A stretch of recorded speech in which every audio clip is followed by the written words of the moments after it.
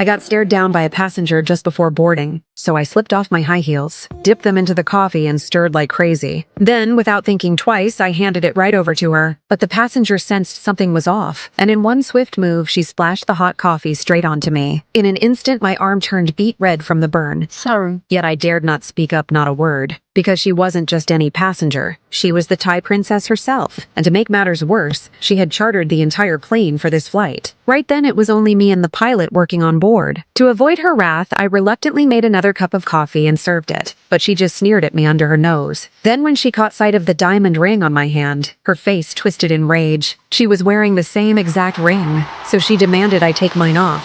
Can you take it off so I have a closer look at it? Her demand was absurd, downright petty. In my head, I was cursing her out. But since she was royalty, I had no choice but to comply and hand it over. What I didn't expect was in the next second. She flung my ring to the floor and ground it under her golden heels. And beg for forgiveness from the wife.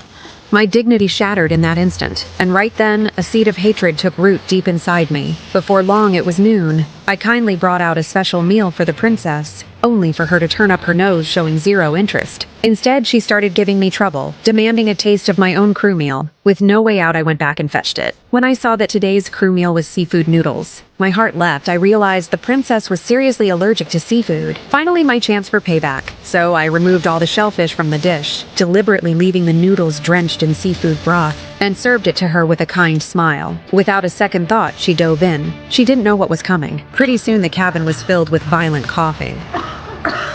Sure enough, after eating those seafood noodles, the princess broke out into a full-blown allergic reaction. Seeing this, I pretended to be helpful and offered her a glass of water. But to my surprise, she snapped up and bolted for the lavatory. Just when I felt a flicker of satisfaction inside, I noticed some photos on the seat nearby. And to my horror, they were pictures of me and the prince on dates. In that moment, I understood everything. The princess had known about my relationship with the prince all along. I panicked and rose to leave at once. But in the next second, I ran straight into the princess, who was just coming out of the lavatory.